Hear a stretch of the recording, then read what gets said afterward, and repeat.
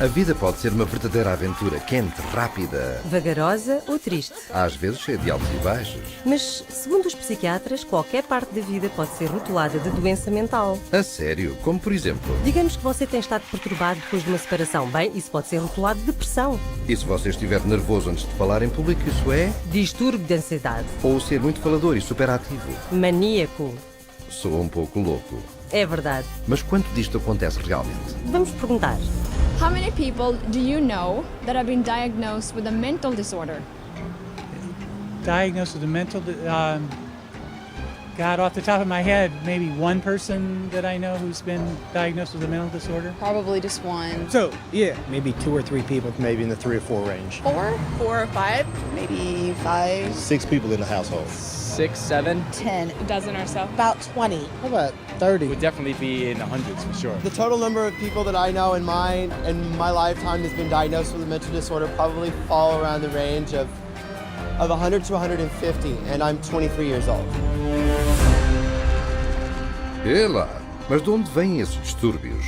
Do Manual de Diagnóstico e Estatístico de Doenças Mentais da Psiquiatria. São 943 páginas e cobrem tudo desde depressão, ansiedade e gaguejo, vício de cigarros, medo de aranhas, pesadelos, dificuldades com matemática e distúrbio de infância, todas reinterpretadas e falsamente rotuladas de doença mental. Mas algumas pessoas têm problemas sérios na vida. Certo? Mas os psiquiatras reduzem isso a algo de mal, como o seu cérebro. Então deixem-me entender isto. Os psiquiatras têm um livro de problemas de vida reinterpretados como distúrbios mentais? Sim. É lá, deve estar bem baseado na ciência. Pensar-se-ia que sim, mas não está. Numa das suas recentes convenções, os psiquiatras admitiram-no. Ouça esta. DSM is made up by committees of men who have political opinion, and women too, who have biases and political opinions. And so there isn't nearly as much science in DSM as there ought to be. Like in the previous one, people had a meeting in the bathroom and they decided that something should be in there, and then they would go and propose it to the whole committee. You have this kind of lumping together of several observations, and when you get enough of them in one tent, you got a diagnosis. DSM system is not the real system of the diagnosis. A lot of the disorders that are in there haven't necessarily been rigorously validated. It's just the best tool that we have available, but it is not perfect. It's so useless that if you give me a patient and the DSM, I'll make at least 20 diagnoses on the same patient. You have to take it with a grain of salt anyway. It's actually getting more and more complicated. We're left with diagnosing things on the basis of checklists and questionnaires, which leaves us sort of out of, as you said, the rest of medicine because we don't have a biological test. Incrível. A falta de ciência no DSM é de facto um segredo aberto. Eis o que alguns profissionais têm a dizer sobre isso. The DSM is a sham. It's been described as a house of cards. Why? Because the diagnoses are theoretical. They're not based on scientific measurements. It's sort of a shaky level built on another shaky level, built on another shaky level. It is flimsy and that it is easily collapsible under the scrutiny of critical thinking. If you just pull one little fragment of the reasoning aside and question it thoroughly, you'll find it doesn't stand up, and then that means that the whole organism collapses because you've got some wrong premises in there somewhere. In fact, they're all over the place. It is indeed a house of cards because it's predicated on not a solid structure. It is built to create an apparently legitimate edifice, which results in a diagnosis. But any serious inquiry will show it to be illegitimate.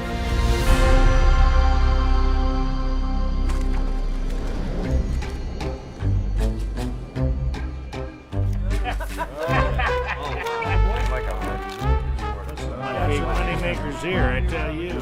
With schizophrenia, Mas se o DSM não é baseado em ciência, em que é baseado? Começa com um simples desejo da psiquiatria e psicologia serem aceitos pela medicina. We psychologists have always desperately wanted to be accepted as a real science, as a true science. Now, what the early psychologists did was they looked around and they saw what other scientists were doing and they decided to emulate them. Modern approaches to classifying psychiatric disorders dates from the 19th century. Nearly all the clinical concepts we have today originate from that time. Probably the most important of all was a chap called Emil Kraepelin, who worked first of all in Heidelberg and then in Munich. Nunca ouvi falar dele. Emil Kraepelin é bem conhecido como o pai da classificação psiquiátrica. Ele foi a primeira pessoa a classificar o que pensou ser doenças biológicas no cérebro.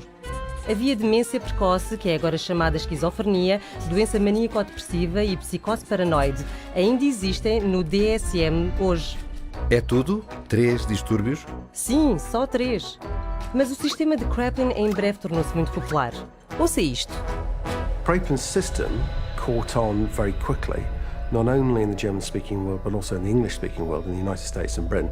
It caught on because up to that point, nobody had an agreed way of talking about patients. So in the early 1950s, there was compiled Diagnostic and Statistical Manual of Mental Disorders. Now, there are very few statistics in the book.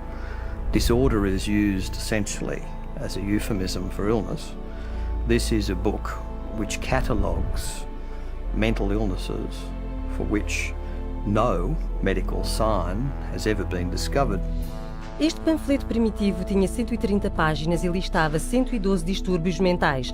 Pequeno comparado com o atual DSM, mas muito maior do que qualquer coisa que Kraepelin visionou. Por que tantos? Porque ao definir mais e mais coisas como anormal, os psiquiatras podiam pôr as suas mãos numa grande soma de dinheiro do governo. Definir a vida, o que queres dizer? Bem, coisas como prender a respiração, morder as unhas, chupar no dedo, sonambulismo, pobre eficiência, até homossexualismo. Isso é ridículo. Incluíram tudo isso só para ter pessoas para tratar? E mais. Então, a segunda versão do DSM-2 apareceu em 1968 e expandiu-se para 178 distúrbios, de novo para agarrar mais dinheiro do seguro do governo.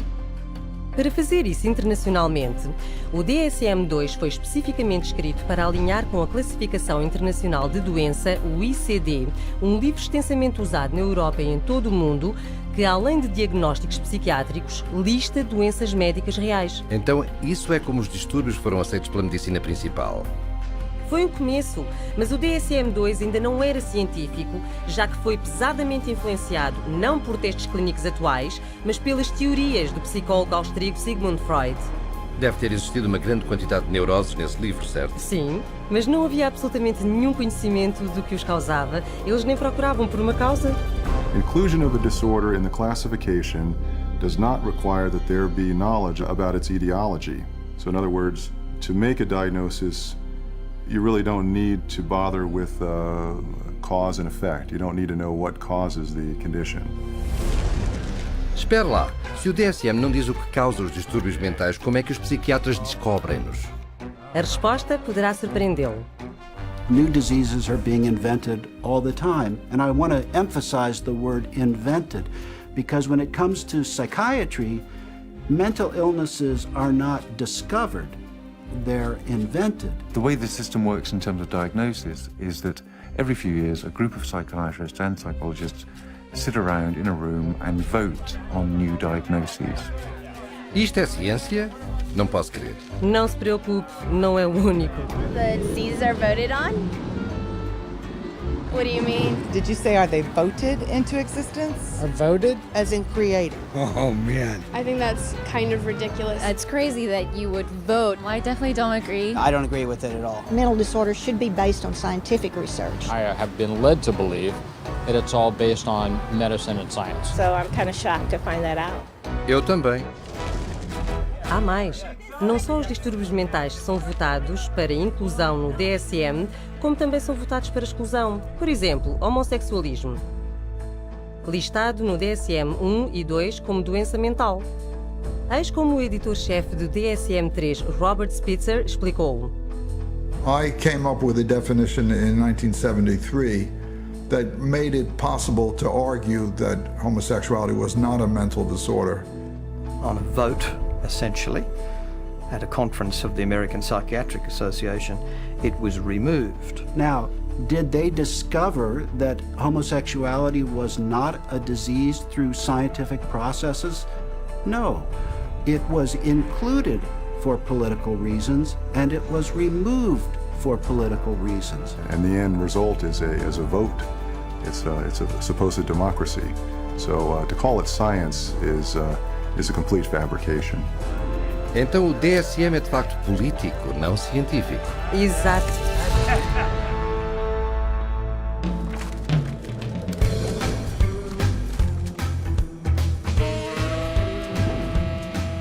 Pensei que os psiquiatras queriam ser vistos como médicos. Tem razão. É por isso que fizeram o seu manual parecer muito mais científico. O que não era. Então o que fizeram? Eles decidiram que a próxima edição do DSM ia ser completamente diferente. Foi uma decisão que mudou a psiquiatria para sempre. If you roll the clock forward to the 1970s in the United States, basically at that time psychiatry was in very poor shape for a number of reasons. First of all, it was held in very low regard by other members of the medical profession. So psychiatry was the sort of thing you did if you couldn't succeed in any other area of medicine. And people such as Robert Spitzer in America made it very clear that the time had come essentially for psychiatrists, being doctors of medicine, to practice medicine. So if a psychiatrist was spending a lot of time dealing with people who were anxious, depressed, these dilemmas, these problems in living, now essentially had to be redefined. And they were redefined as medical conditions. And their solution to this was to come up with a manual which defined psychiatric disorders more carefully. So, hence, we have DSM-3, which is the third edition, which was published in 1980. Sob Spitzer, os psiquiatras que editaram o DSM-3 tiraram a psicologia freudiana e decretaram que dali em diante os diagnósticos da psiquiatria eram puramente biológicos. Então finalmente tornaram-se científicos. Não, não de todo. Na verdade, a disputa política sobre que distúrbios introduzir ou não no DSM-3 foi ainda mais ridícula. Eis o que um psiquiatra disse sobre isso. They would squeeze into a room which was about half the size of this one. It was much too small. And Bob would raise a provocative question, and people would shout out their opinions from all sides of the room. And whoever shouted loudest tended to be heard. My own impression is it was more like a tobacco auction than a sort of conference. E eis o que outro membro do painel do DSM disse. The low level of intellectual effort was shocking. Diagnoses were developed by majority vote on the level we would use to choose a restaurant. You feel like Italian, I feel like Chinese, so let's go to a cafeteria. Then it's typed into the computer. It may reflect on our naivete, but it was our belief that there would be an attempt to look at things scientifically. Soa como se tivesse um manual diagnóstico que parecia mais científico, mas não tinha mais ciência do que antes. Entretanto, o número de distúrbios mentais no DSM-3 aumentou até 259. Mas para vender a ideia que a psiquiatria era uma verdadeira ciência médica, eles tinham que tecê-la com teoria que soasse científica. But with DSM-3 from 1980 on, there was the progressive medicalisation of psychiatry, and the notion of chemical imbalance was invented and essentially took hold. E lá, químico o quê? Teoria de desequilíbrio químico. Foi sugerida em 1965 para explicar como a depressão poderia ser causada por um desequilíbrio químico do cérebro. Gostava de ouvir. Joseph Schildkraut teorizou que como as drogas psiquiátricas alteram níveis de substâncias químicas, então a doença mental deve ser causada por demasiado ou poucas delas. Não é retrógrado? Realmente é. É como dizer que porque a aspirina para uma dor de cabeça, essa dor de cabeça é causada pela deficiência de aspirina. Estou a ver o que quer dizer. Mas foi convincente dar à psiquiatria e ao DSM-3 a aura superficial de ciência. Como Robert Spitzer disse. Psychiatry felt now, gee, we're more scientific, we're part of medicine. Então funcionou. Sim, e desde então, os psiquiatras e a indústria farmacêutica promoveram esta teoria de desequilíbrio químico aos médicos e ao público. If you're one of the millions of people who live with uncontrollable worry, anxiety, and several of these symptoms for 6 months or more, you could be suffering from generalized anxiety disorder, and a chemical imbalance could be to blame. Pristique is thought to work by affecting the levels of 2 chemicals in the brain. It works to correct chemical imbalances in the brain, which may be related to symptoms of social anxiety disorder. Cymbalta works on serotonin, and norepinephrine. Hundreds of thousands of patients have been prescribed Abilify. Ask your doctor. Ask your doctor. Talk to your doctor. Call your doctor. Ask your doctor about Cymbalta. Pristiq is a key in helping to treat my depression. Ask your doctor about Pristiq. You come to my office, and I say to you, well, you describe what's going on in your life and your symptoms, and I say, well, it's clear to me that you've got a chemical imbalance, and we're going to write you a prescription for this. The truth of the matter is, there's no such thing as a chemical imbalance. There's no test out there that they can depend on that tells you you have a chemical imbalance. There's actually, in fact, dozens of studies showing that there isn't any measurable imbalance. So psychiatrists will explain to patients all the time, this is just like diabetes. In diabetes, you have low insulin, we have to readjust the insulin level. In depression, you have low serotonin, we have to readjust the serotonin level. But actually, we have already proven that there's nothing wrong with serotonin levels. It's completely a myth, disproven by our own evidence. I had a psychiatrist. He said that, in his professional opinion, this child had ADHD, a chemical imbalance of the brain. And when he was questioned on the witness stand as an expert witness for the state, he was asked if they had done an MRI. He said no. He was questioned if they had done a CAT scan. He said no. He was asked if they had done any bodily fluid check known to medical science to prove that this child had a chemical imbalance of the brain. He says no. And when he was asked how he arrived at this ADHD diagnosis, a chemical imbalance of the brain, it came down to that he had counseled and observed this child for 2 hours, and half of the time was observing. How do you arrive at a diagnosis of a chemical imbalance of the brain by talking to a child and observing them for 2 hours? You don't, okay? It's pure guesswork. É lá, isto é a sério? Veja por si. Uma pessoa com uma câmara oculta foi a diferentes psiquiatras pedindo-lhes para ser testada quanto a uma doença mental. Of any scientific test? Not that I'm prepared to do this time.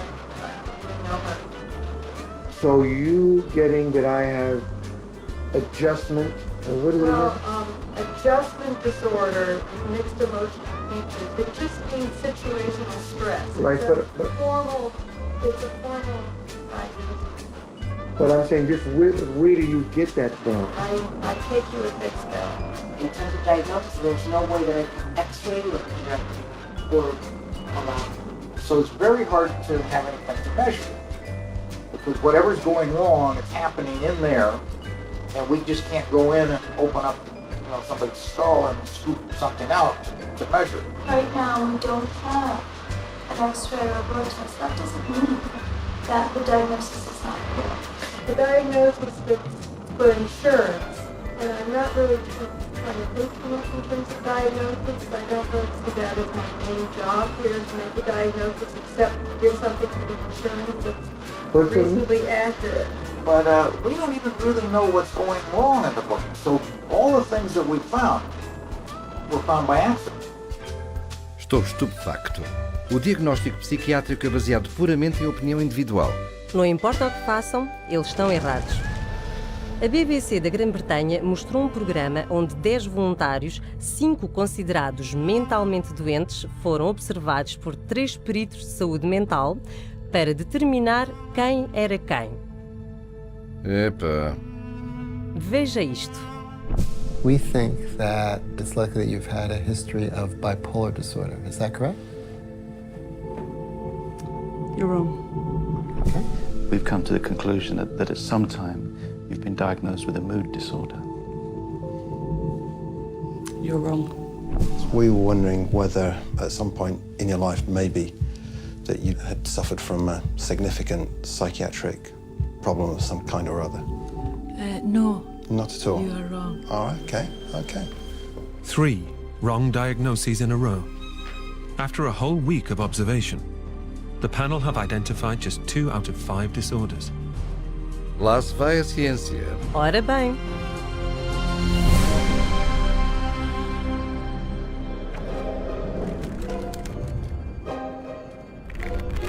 Okay, time in. I love it. And I got a pair of compulsive disorders here. Como podem os psiquiatras dizer que se baseiam em evidência quando não têm nenhuma evidência? Vai mais longe. Os psiquiatras não têm testes para provar o distúrbio mental que rotulam e nem conseguem definir o que é um distúrbio mental. Não. Eles até o dizem no DSM. Veja isto. Although this manual provides a classification of mental disorders, it must be admitted that no definition adequately specifies precise boundaries for the concept of mental disorder. There you go. Incrível. Mas os psiquiatras não acabam aí. 14 anos depois do DSM-3, eles publicaram o DSM-4. E o seu editor-chefe foi mais rude sobre o termo distúrbio mental. There is no definition of a mental disorder. It's bullshit. I mean, you just can't define it. Então, mesmo admitindo que não podiam definir distúrbio mental, um termo que usaram no título do seu próprio manual, eles adicionaram mais distúrbios. Muitos mais. 115 para ser exato, para um total de 374. Isso é mais de 3 vezes o número de distúrbios listados no DSM-1. E em apenas 40 anos. E este livro pesa quase 2 quilos. É maior do que as páginas amarelas. É um catálogo de doenças mentais. Com ele, 120 milhões de pessoas em todo o mundo foram diagnosticadas com uma doença mental. É lá. Mas e as doenças de classificação internacional? Houve um aumento em distúrbios mentais aí também? Sem dúvida. A secção de distúrbios mentais e comportamentais do ICD é quase equivalente ao DSM. O que acontece no DSM é espelhado ali. Está bem. Até agora descobrimos que não há um teste para identificar ou confirmar um diagnóstico de distúrbio mental, não há uma prova para a teoria do desequilíbrio químico e eles nem sabem o que é um distúrbio mental. E eles admitem-no, pelo menos uns aos outros. Aqui está um psiquiatra proeminente a falar numa recente convenção da APA. You're sitting in your office, you see a depressed patient, you have no idea what's the matter with them. And I know all of you think you know the answer, but in terms of evidence, I don't know the answer and I don't think any of us really know. Isso é espantoso. No entanto, eles dar-vos um diagnóstico muito rapidamente. Este é o outro psiquiatra influente na mesma conferência. Jim Burley at the Maudsley Hospital did a study once on how long it took people to make up their mind about the diagnosis after they entered a room. And it was about, how many, David? It was 2 seconds? It was a couple of minutes. It was very... 2 minutos? Sim. É claro, até o presidente eleito da Associação Psiquiátrica Americana disse que o DSM é uma piada. Well, what does D stand for? I used to think it is diagnostic, but over the last few years realized it is more like a dartboard. Jogo de dardos? Os psiquiatras dizem isto aos seus pacientes? Não. Os psiquiatras agem como se soubessem do que falam, enquanto mantêm o público no escuro. I was sent to a psychiatrist who saw me again for maybe about 15 minutes, talked to me how I was doing at 7 years old, and I left with a prescription for Ritalin. Probably within the first 15 minutes, he diagnosed me with having an anxiety disorder and put me on prescription medication. The amount of time it took for the diagnosis was, I'd say, probably within 10 minutes I was diagnosed with anxiety, with depression, within 10 minutes of speaking to the psychiatrist, and I was put on those drugs immediately. I received numerous different diagnoses from different doctors, and each one gave me a different drug. I didn't have to undergo any tests. I didn't even have to sit there and I didn't have to ask any questions. It was just that's what you've got, and this is the drug. They really didn't talk to me. They were always talking and questioning my mother. It was all about getting the information from her and not from me. It doesn't make sense to me. I researched it, I've done my research, and I still can't fully understand how you can diagnose somebody with a short attention span. There was never an explanation. Nobody really knew what it was or why it was caused or how did you get it? Why did anybody have it? And what could anybody do about it? Just here, have some medicine and go away. And I was put on, a horse's dose of an antidepressant called Effexor. 450 milligrams a day. They say if you're on 300, you're comatose. It wasn't always Ritalin. It went from Ritalin to Wellbutrin to Concerta to Adderall. I remember asking these doctors, is there any other way we can do this? Is there any other therapy? Is there something we can do that won't make me feel so badly, that won't give me all these side effects and just horrible sensations through my body 24 hours a day? Is there something else I can do that might be not having to do with medications? Doctor said, no. See, what you have is very complex. You have a chemical imbalance in your brain that the only thing that can correct it is medication. Vê lá, muitos diagnósticos, mas tudo o que recebes são medicamentos. Correto. Hoje, diagnóstico psiquiátrico significa realmente uma droga psiquiátrica. The whole question then becomes, okay, if we apply these labels, what next? And the what next tends to be, you get a prescription. And the prescription is for a drug that doesn't work very well and is toxic. It's like a 1-2 punch. The number one of the 1-2 punch is the diagnostic manual. You've got all these disorders to choose from. The two is the treatment. So you've got the diagnostic manual in place, you've got a machinery in place, and then you've got this treatment that is there for the taking. For everything you can think of that might seem to be odd behavior, the psychiatry field has a name for it. And then for every name of every diagnosis you have, there's going to be pharmacology behind it, and they have a pill for it. Let me fan it out and pick a card, and there you go. Here's your label, and there's the drug that we'll give you to go along with that label. 98%, maybe 99% of people will get a diagnosis that justifies the use of a medication and also a follow-up appointment. Because remember, the business of medicine, the business of psychiatry, is seeing patients. And the psychiatrist that tells a patient they don't have a problem and there's no medicine for that problem doesn't have a very busy practice. And that's sort of the purpose of the DSM-345, to provide a diagnosis that can be given a drug for that patient. It's a quick buck. You don't need to do a physical exam. You put it in the chart, it's done. Prescribe away, lifetime patient. That's what the DSM is for. Eles dizem que o DSM apenas está ali para justificar o tratamento da droga? Eu sei que sim.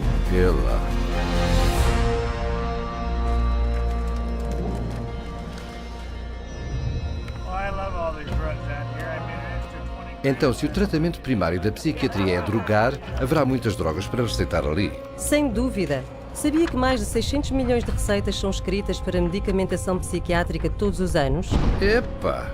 Mas e os pacientes que não querem drogas? De facto, o DSM tem uma categoria para elas também. Says V15.81, non-compliance with treatment. Now this category can be used when the focus of clinical attention is non-compliance with an important aspect of treatment for a mental disorder or a general medical condition. If you refuse treatment, then you probably are mentally ill, ipso facto, by that fact alone. Então, se não fizer o que o psiquiatra diz, é um distúrbio mental? É isso. Isto é mesmo assustador. Então, por que eles não seguem o tratamento? Porque as drogas que os psiquiatras receitam podem causar algumas reações físicas severas. Quer dizer, efeitos secundários? Bem, não exatamente. Drugs really don't have side effects.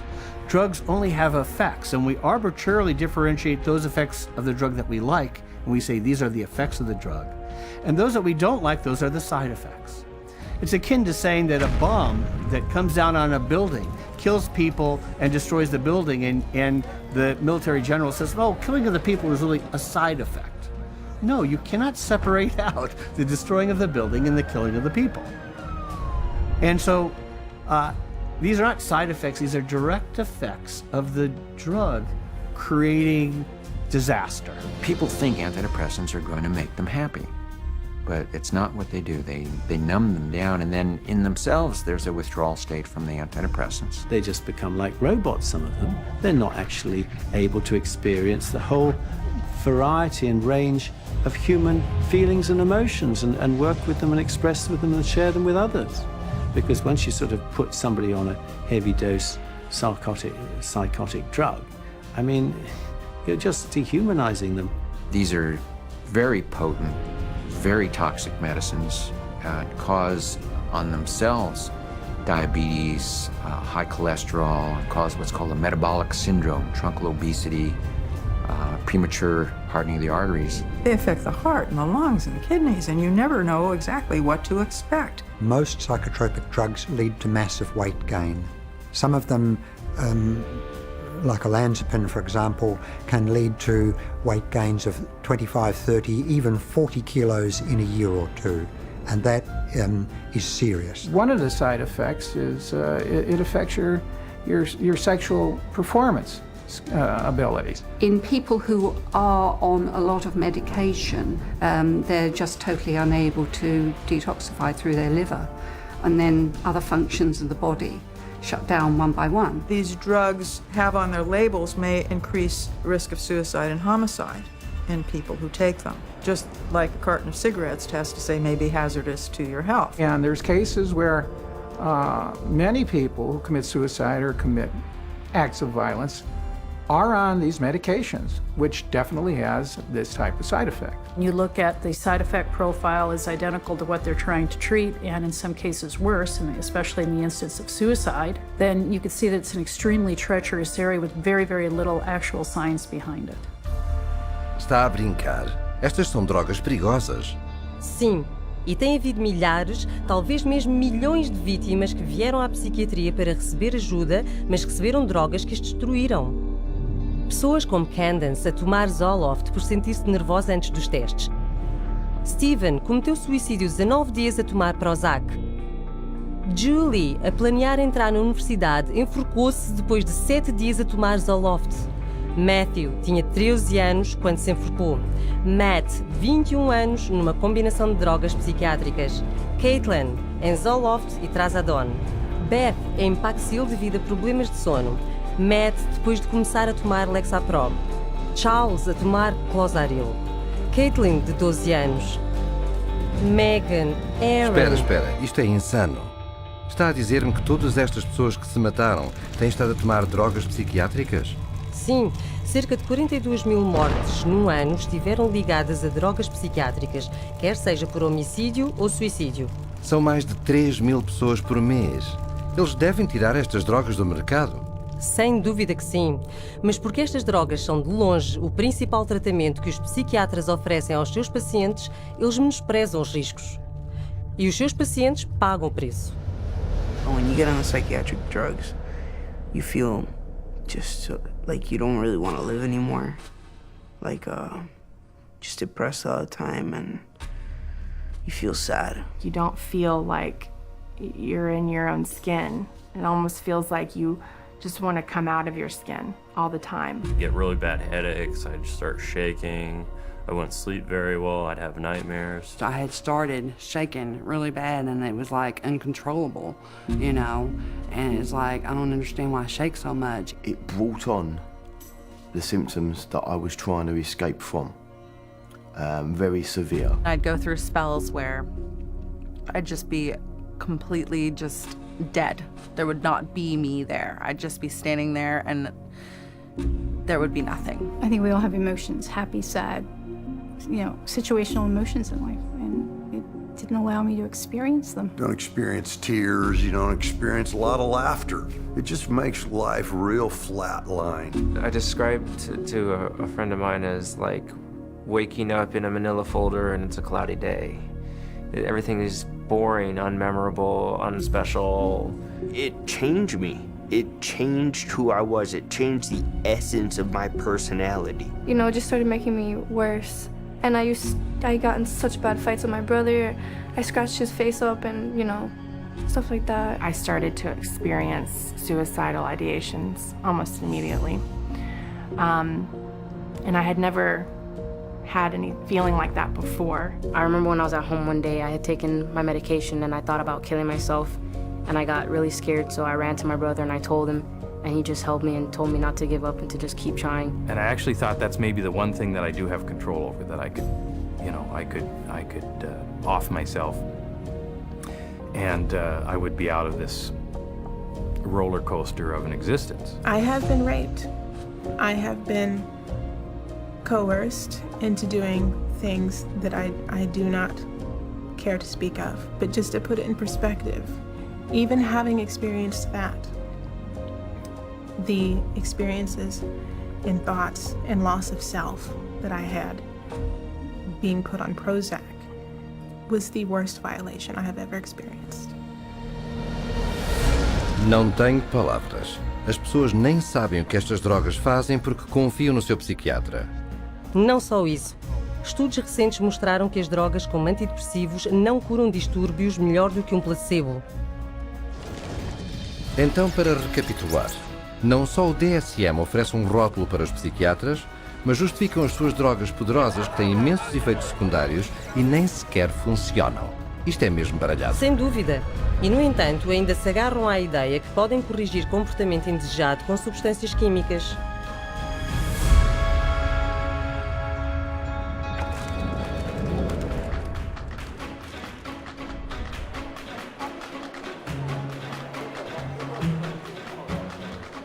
Naturalmente que a psiquiatria atrai a indústria farmacêutica agora que podem vender drogas para cada distúrbio no DSM. Eu conheço essas campanhas de marketing, estão em todo o lado? Sim, mas se notar, eles também estão a vender os distúrbios. As companhias de drogas publicitam distúrbios do DSM na imprensa, na televisão e na internet, pedindo que fale com o seu médico. Eles põem os seus peritos em programas para falar sobre as últimas doenças mentais epidémicas. Eles põem artigos de jornais sobre elas e contratam psiquiatras para conduzir estudos e escrever ensaios para dar aos distúrbios um ar de ciência. Porque se as pessoas pensam que têm o distúrbio, elas pedirão a droga. Exatamente. The pharmaceutical industry markets disorders. Because if you can market a disorder, then you've got something to sell your product to treat. So people suddenly come to think of things they previously didn't regard as a disease state as a disease, go to the doctor, see the psychiatrist then prescribes the drug that the drug companies have received FDA approval for, and everyone is happy except for the patient. They're all working together, the psychiatrists, the pharmaceuticals, and one feeds the other. So again, job security for the pharmaceuticals and also job security for the psychiatrists. E não são só as companhias de drogas que promovem estas doenças. Um psiquiatra, Joseph Biderman, criou e popularizou um distúrbio chamado bipolar pediátrico. Ele, de facto, disse que pode começar no momento em que a criança abre os olhos. Bipolar? Mudanças de humor? Em crianças? Infelizmente, sim. Em 9 anos, o Dr. Biderman expandiu 40 vezes o número de crianças rotuladas como bipolar.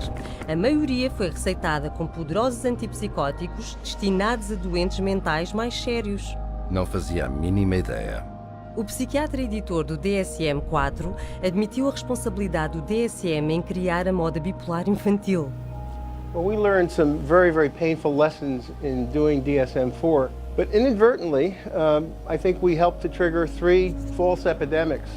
One for the childhood diagnosis of bipolar disorder. Demasiado tarde, não é? Para muitas crianças, sim. E como os psiquiatras dizem que os distúrbios mentais como bipolar não podem ser curados, os psiquiatras e as companhias de drogas fazem clientes para toda a vida. Assim, é uma parceria natural. Sem dúvida. As companhias de drogas oferecem imenso dinheiro para pesquisa aos psiquiatras, que depois criam mais diagnósticos para tratar com drogas psiquiátricas. Drug companies have become increasingly dependent on mental illness diagnoses in order to maintain their profit margins.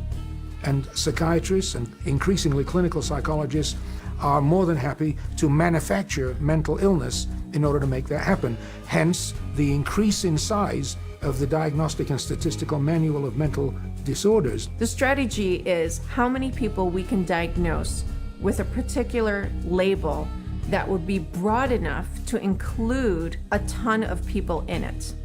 And the mentality behind that is the sale of the pharmaceutical drug, which eventually becomes the treatment. These drug companies are making a lot of money, and they're spilling that money and sending that money to people that will help support their cause. So it's not a surprise at all that they have infiltrated so many of the committees within the DSM and so much of our own medical education. Espera um minuto. As companhias de drogas infiltraram-se nos comitês de psiquiatras decidindo sobre que distúrbios incluir no próximo DSM? No DSM-4, 56% dos membros do comitê tinham laços financeiros pessoais com as companhias farmacêuticas, a própria indústria que lucraria com as 115 doenças mentais acrescidas votadas. Então é claro que se vê mais diagnósticos que serão tratados com drogas. E muitos mais sintomas listados para cada um. The whole world has been made crazy, really. And we have these proliferation of categories which have become more and more encompassing, encroaching in ordinary everyday life. There isn't a human being on the planet who doesn't have at some point, if not several points, in a day or a week, distress. It's part of being human. But to say that because you have this distress, that you now are diseased? If you take a god man in India who wanders around with a shawl and meditates for 17 hours a day, drinks rainwater and engages in some kind of spiritual or religious discipline or practice where he might roll on the ground for 100 miles to a holy place, people there don't persecute those individuals. They accept them as people engaged in religious practices. But here, if you took those same individuals in India and you had them walk across a campus in America, they would immediately be arrested and put into a psychiatric facility because they're manifesting psychosis. This varies by culture. What do we want to straitjacket everybody? Is everyone going to be the same? What about people that do have a little bit odd behavior? Is a little odd behavior bad or dangerous? It's just different. You want this thing to cover, all manner of aberrant human behavior.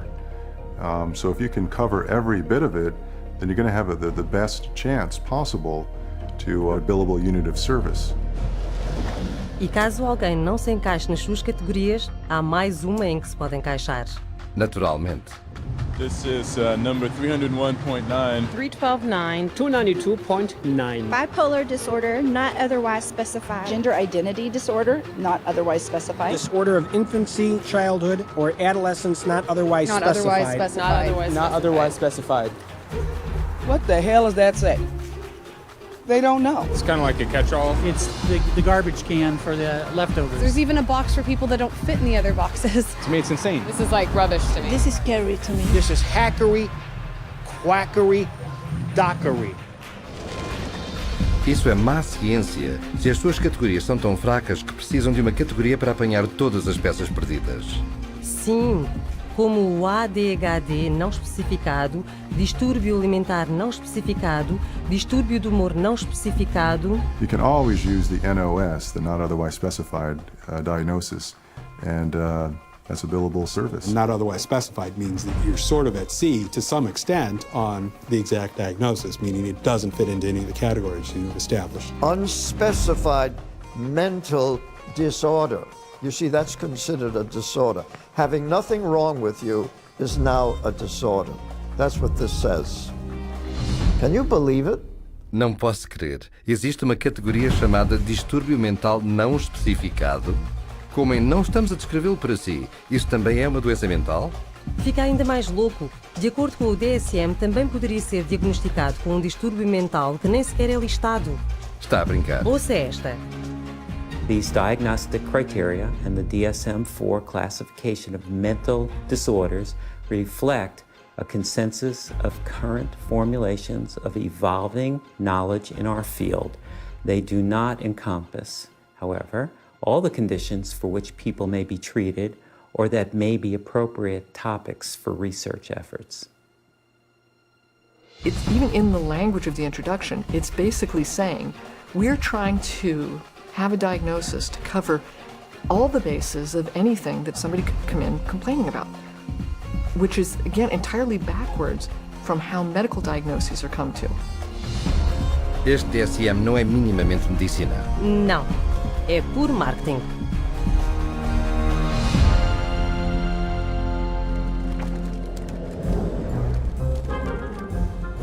God bless the insurance company. And you get these multiple personalities, sure, insurance company. Insurance billing, that's the big money right there. Algo ainda me intriga. Se o tratamento psiquiátrico é tão longo, caro e ineficaz... Eu sei.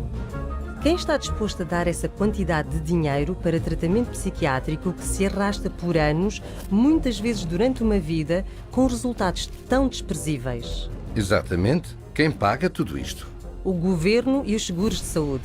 Exato, os seguros. Na verdade, o lobby psiquiátrico farmacêutico foi muito eficaz em levar à aprovação de leis para forçar as seguradoras a providenciar saúde mental igual ao seguro médico. A chamada paridade de saúde mental, certo? Correto, mas economicamente isto tem sido uma catástrofe. So there's nobody who walks into a psychiatrist's office that isn't going to go out with a label. He's got 374 choices or so based on the Diagnostic and Statistical Manual list of symptoms. So he's got to fit you into one of those categories in order to get paid. The DSM really should be called, how to bill the insurance companies, how to get money from the insurance companies. It's a list of codes, and there's a number for everything, and that number goes on an insurance form, and then you get payment for it. The DSM is completely built into the system now because you can't get reimbursed by an insurance company unless there's a DSM diagnosis. A kid wets the bed, you can bill on that. They're going to have one called a skin picking disorder. You pick your skin, you can diagnose and bill on that. You can always find a diagnosis and you'll always be able to bill. Psychiatrist or psychologist can go through their book now and find a diagnosis code for just about anything. Everybody would fall into something that they could put a diagnosis on and fraud insurance companies. Que fraude! Tem razão. Todos os anos a indústria psiquiátrica usa o DSM para receber 100 mil milhões de dólares do governo e seguradoras privadas. E isso é só um país. Agora estou a ver o quanto o DSM aumentou os custos do tratamento médico.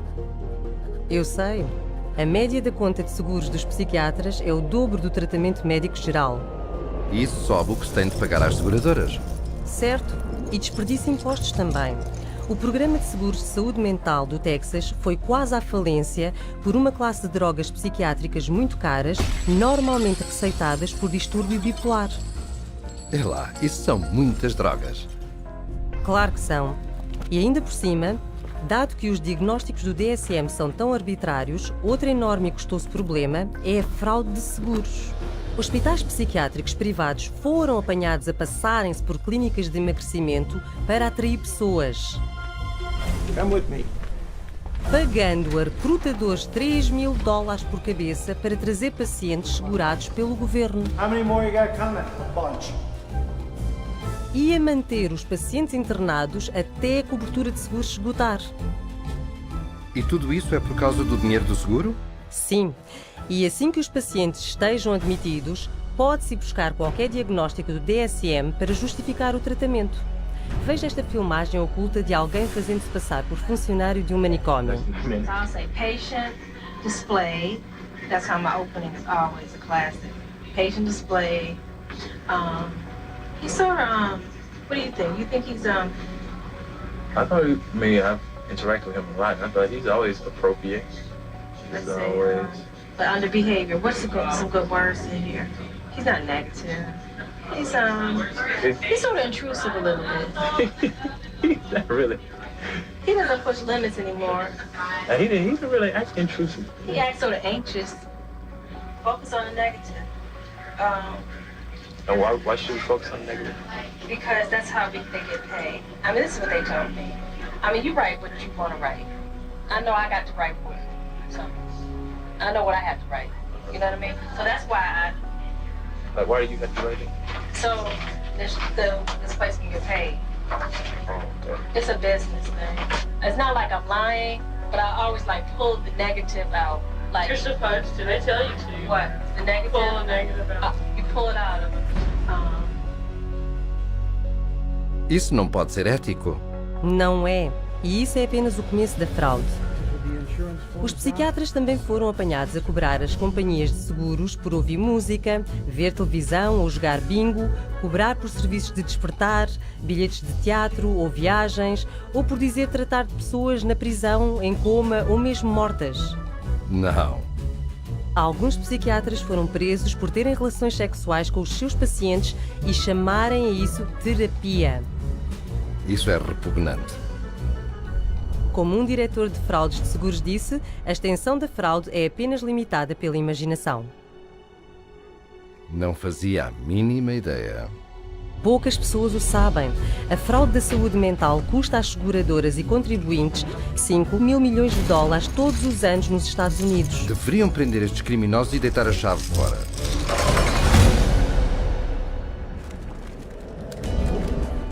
It's the Diagnostic and Statistical Manual of Mental Disorders, the third edition. Será que mencionei que a psiquiatria também tem sido muito bem sucedida em usar o DSM para infiltrar o nosso sistema de tribunais? Os tribunais também? Sim. The clinical diagnosis of a DSM-4 mental disorder is not sufficient to establish the existence for legal purposes of a mental disorder.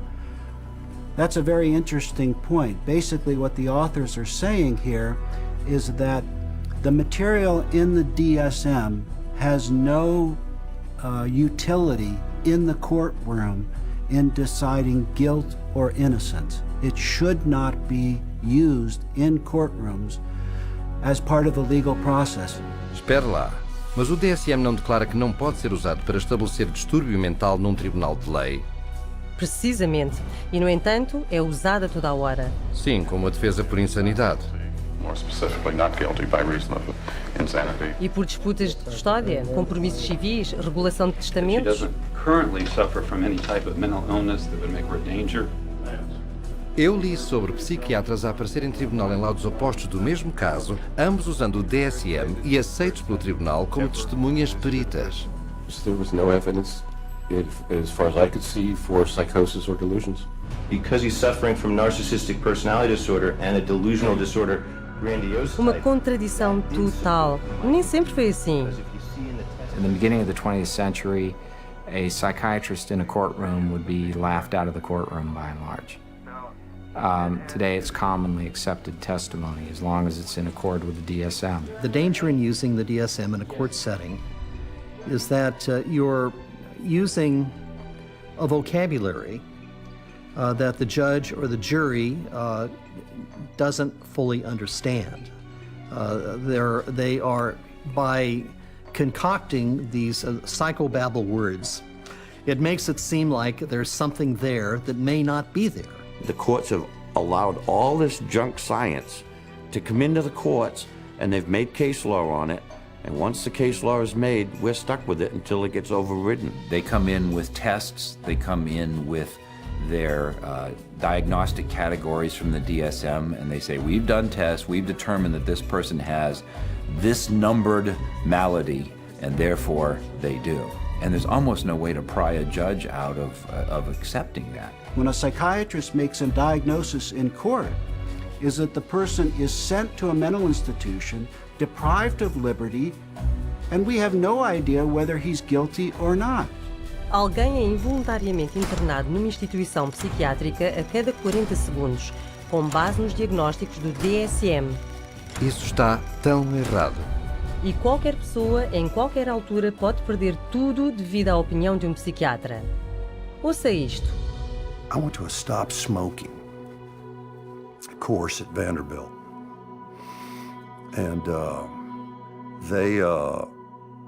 the doctor, the lady that ran the program said that she goes, we need to get you on a stop smoking medication. So she prescribed me Zyban. Well, after the fact, I find out that Zyban is nothing but this really powerful antidepressant called Wellbutrin. Yeah, I stopped smoking, but I had no idea the hell. I mean, the hell.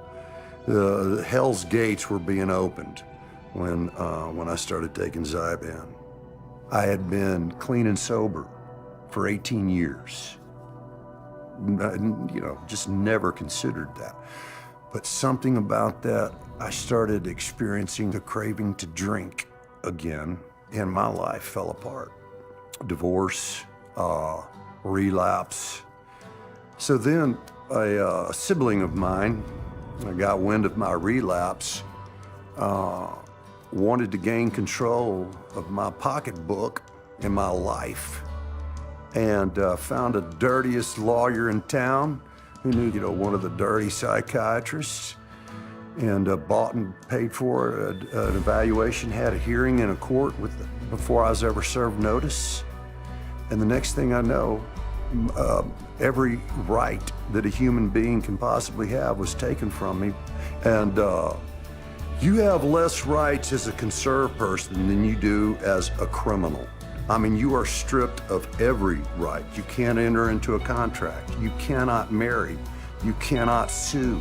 You cannot even fight the legal system that has involuntarily put you in this. And it was all based on the psychiatrist's diagnosis, who never evaluated me. É inacreditável. Ele estava a tentar parar de fumar, mas em vez disso arranjou um diagnóstico psiquiátrico e os seus direitos foram-lhe retirados. Todo o seu dinheiro foi-se e ele foi encarcerado numa instituição mental. Mas se o que os psiquiatras fazem no sistema de tribunais é mau, espere para ver o que acontece a famílias. Children are taken away from parents every day in these juvenile courts because a person with a PhD or an MD after their name comes in and says, I've shown ink blots to a person, and they may be a risk to a child. Just in my little state of Massachusetts here, there are 11,000 children in captivity taken away from families at any one moment. And almost all of those children are being drugged. And our own commissioner of children and families testified under oath that they drug 88% of the children that they take out of the families. 88% de drogados é quase uma coisa certa. E essa é apenas a ponta do iceberg. Em todo o mundo, os psiquiatras estão a usar o tribunal de várias maneiras para tirar os direitos das pessoas e destruir famílias. Ora veja. Psychiatry has affected my family through the family law court rulings.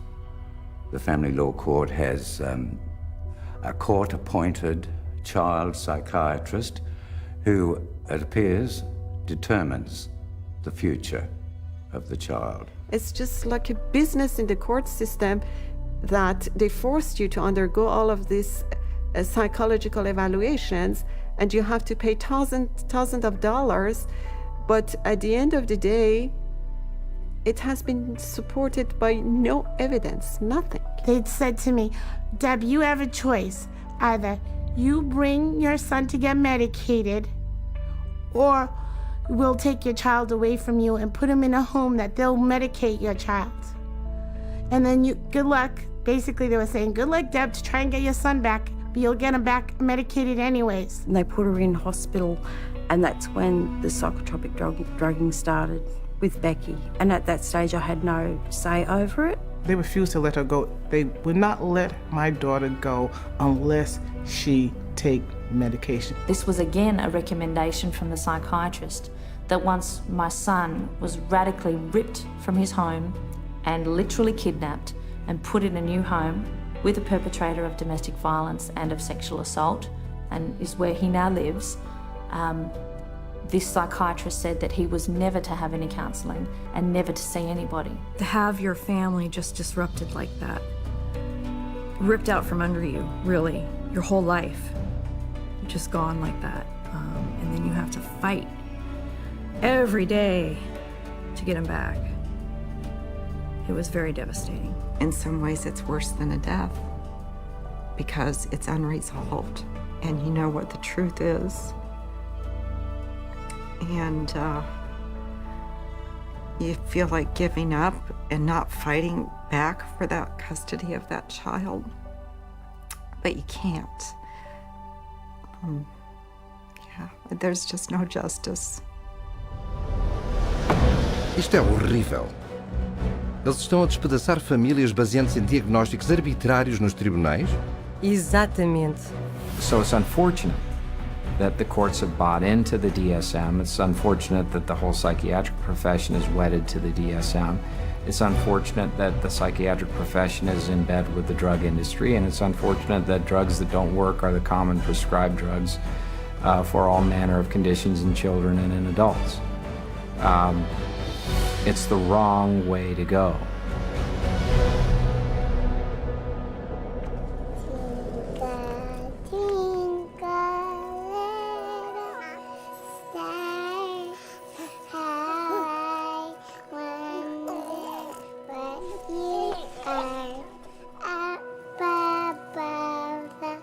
Oh, não, eles não.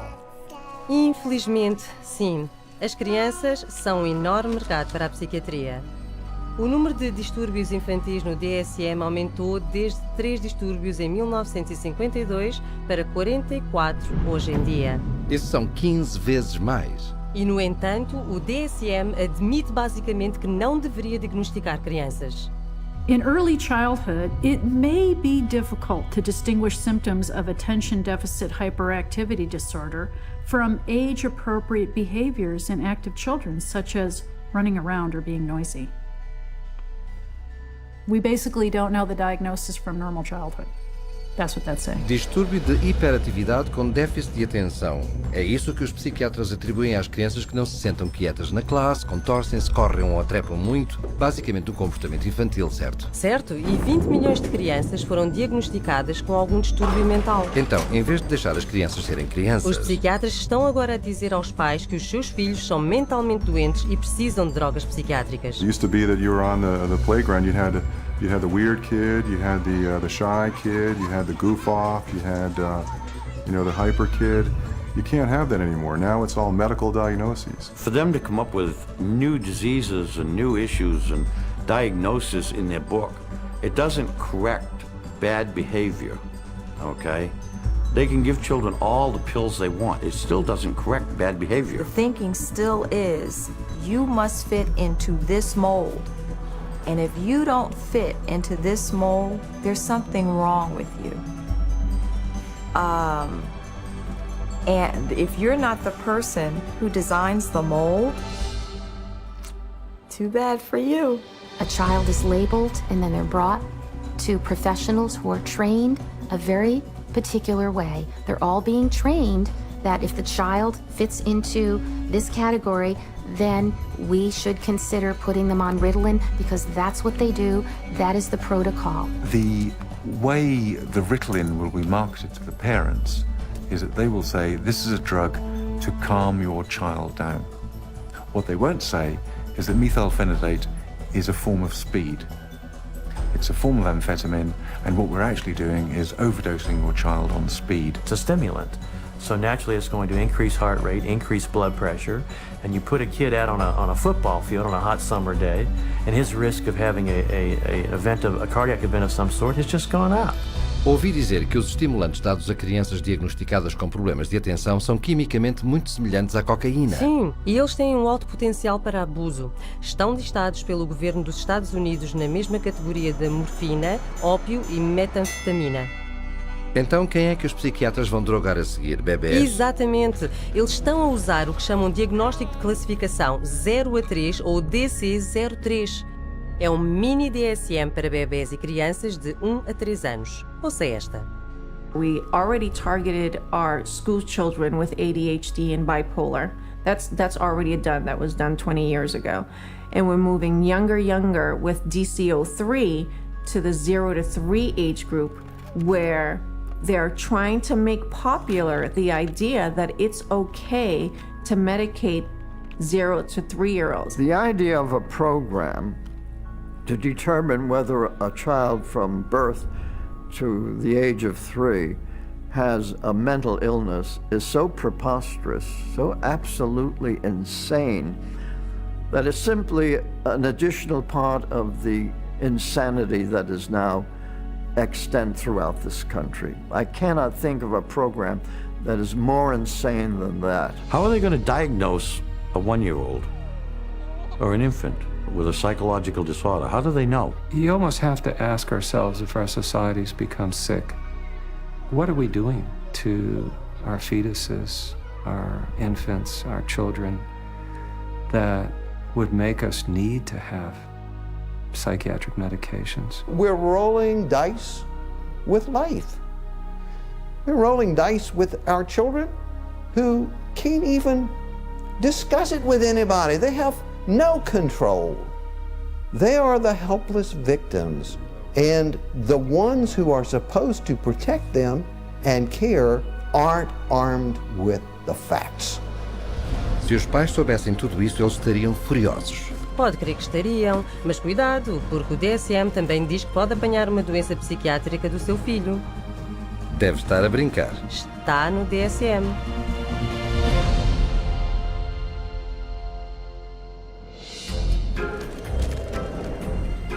We're going to talk about some of the proposed changes that are suggested for DSM-5. Ouvi dizer que o DSM-5 é ainda mais louco do que o DSM-4. E ouviu bem. You've got 374 named diagnoses in DSM. Well, guess what? There's going to be more in DSM-5. Why do we all of a sudden need a fifth, a DSM-5? Psychiatry wanted to broaden the horizons of mental health problems, of disorders. They wanted to stretch the disorders so it would encompass more. And to do that, they're going to add more diagnoses. We need more diagnoses like we need a hole in the head, really. They're not serving a purpose for mankind, all these diagnoses. They're almost laughable, some of the diagnoses. Risíveis? A sério? Bem, eles estão a falar sobre distúrbio de armazenar para pessoas que não deitam coisas fora. Persistent difficulty discarding or parting with personal possessions. Distúrbio alimentar para pessoas que comem frequentemente. Recurrent episodes of binge eating. E existe o distúrbio de coçar a pele. So it's recurrent skin picking resulting in skin lesions. Isso é um distúrbio mental? E para as crianças, existe um novo distúrbio que irá abarcar ainda mais crianças cujas birras ainda não são consideradas bipolares. They've created temper dysregulation disorder to seem a little bit more mild of the condition and include a lot of the younger population in terms of that diagnosis. And what it essentially does, it just broadens bipolar disorder into a whole other new category. And where they don't fit into bipolar, now they can fit into this other diagnosing criteria. Então a rede está a ficar cada vez maior. Maior do que imagina. Até estão a considerar adicionar um rótulo para pessoas que passam muito tempo no computador. Internet addiction diagnosis. It's another example of, just taking something going on in the popular culture that's, pretty widespread, and then finding a way to pathologize it. I know people personally that spend 12, 13, 14 hours a day on the internet or social networking groups like Facebook. So there is something going on there. But is it a condition that we need to then label and drug? Absolutely not. Isso é risível. Sim, até que considere que na China o governo já estabeleceu clínicas psiquiátricas para tratar adolescentes por, cito, uso problemático de computador, às vezes a usar choque elétrico para curá-los. Não.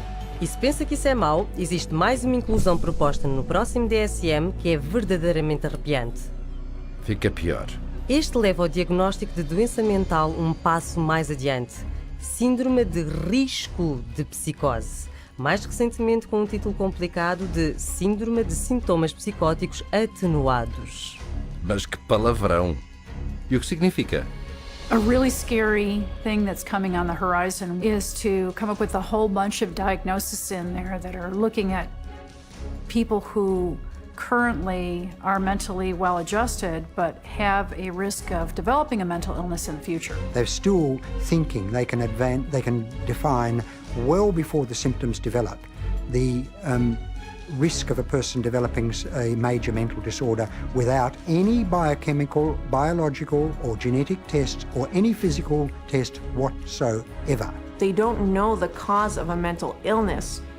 They can't treat it, they can't cure it. So how can they launch a preventative campaign for mental illness? It just logically, it falters. Espera um momento. Os psiquiatras pensam realmente que podem predizer um distúrbio algures no futuro? Vamos ouvi-los. How can psychiatrists know if you're going to have a mental disorder in the future? Again, that we don't know categorically who will develop psychiatric illness in the future. It's really hard to say, actually. I don't know if you could 100% predict for anybody. You can't forecast if one will develop a psychiatric disorder. Maybe not, or maybe yes. It's hard to predict. It's hard to predict. There's no way to predict that. Well, I don't think that nobody knows that. There's no way to tell. Nobody knows? I don't think anyone can know what's going to happen in the future. Eles não têm, obviamente, nenhuma pista. Sim, mas apesar disto, já estão a propor fazer questionários às crianças para futuras doenças mentais. Para que os possam tratar agora? Exato. I would hate to see us go into the type of society where people are locked up for what they may do in the future, rather than what they actually have done. Identifying people who are pre-psychotic would be a huge industry. É lá, isso é verdadeiramente aterrador. E a parte mais louca disso, os psiquiatras ainda estão a avançar para o DSM-5, quando alguns dos seus mais influentes admitem que é completamente inútil. Any comment on DSM-5? It's of no use to us in the rest of the world. Mesmo o psiquiatra encarregue do Instituto Nacional de Saúde Mental não está entusiasmado sobre isso. I don't do DSM. I'm not involved. So, and that maybe tells you more than anything. NIMH is not involved with DSM. Então o tipo principal na maior organização psiquiátrica do governo do mundo não quer ter nada a ver com o DSM. É assim que parece. É uma farsa total. The Diagnostic and Statistical Manual is effectively the story that is being wrapped up in statistics and numbers and categories that when medicine tosses, doesn't fit any of our categories over to psychiatry, psychiatry says we'll find a category, and if we don't, DSM-5 or 6 or 7 will. I think in 2016 we'll be looking at DSM-6 and there will be 1,425 diagnoses and I'll have 900 of them. Isso é de loucos. Sim, mas tudo isso está concebido para encaixar mais pessoas sob o diagnóstico da psiquiatria. Para que possam cobrar até mais comportamento normal. Ora, aí tem.